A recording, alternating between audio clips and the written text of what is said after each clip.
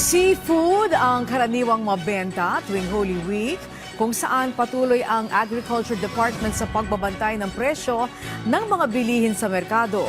Kung magkano ito, alamin sa sentro ng balita ni Vel Custodio.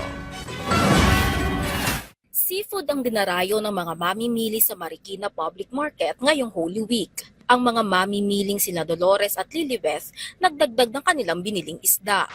Tilapia, bangus. Nagdagdag po. Dahil Holy Week, bawal karne. Bawal yung karne, puro isda po. Galunggong, tilapia at saka bangus. sapat naman ang budget ni Dolores sa pamimili para sa 8 miyembro ng kanyang pamilya. Lalo na tila wala naman ani ang paggalaw ng presyo ng mga pagkaing dagat na binili niya. Parang ganun, parang pareho pa rin. Ayon sa mga nagtitinda ng isda sa palengke, mabenta ngayong Semana Santa ang mga isda, kabilang ang galunggong, hipon at mga pang-ihaw na isda kagaya ng bangus at tilapia. Bagamat nagtaas ang 10 hanggang 20 piso kada kilo ang ilang mga isda dahil sa dami ng mga bumibili, pero ang tindera naman na si Romana, piniling wag munang magtaas ang presyo ng kanyang mga panindang isda. Same lang. Medyo tataas siguro ma'am pero depende po sa supply. Pag marami po kasing supply, okay lang yung presyo, hindi naman nagbabago.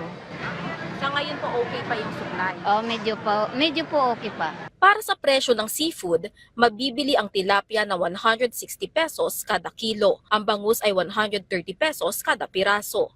Ang galunggong ay 240 pesos ang kilo. Ang tulingan ay 320 pesos. Ang hipon ay 320 pesos ang kalahating kilo. Ang pampano ay 300 pesos kada kilo. Ang salmon ay 750 pesos ang kilo. Ang tawilis ay 200 pesos ang kilo. At ang tahong ay 140 hanggang 160 pesos kada kilo. Payo naman para hindi mabilasa ang mga pinamiling isda sa kabila ng init ng panahon. Kailangan di mawala ng yelo sa ibabaw para laging fresh. Lalagay lang po sa freezer. Yung iba, piniprito para hindi malabnag yung magbilasa. Samantala, patuloy naman ang nag-iikot ang Department of Agriculture sa mga pamilihan para suriin kung angkop ang presyo ng mga produktong agrikultura sa merkado. Tiniyak na ahensya na bagamat maaaring bahagyang tumaas ang presyo ng mga pangunahing bilihin, hindi dapat dumoble ang presyo nito dahil sa problema sa presyo ng produktong petrolyo. Vel Custodio para sa Pambansang TV sa Bagong Pilipinas.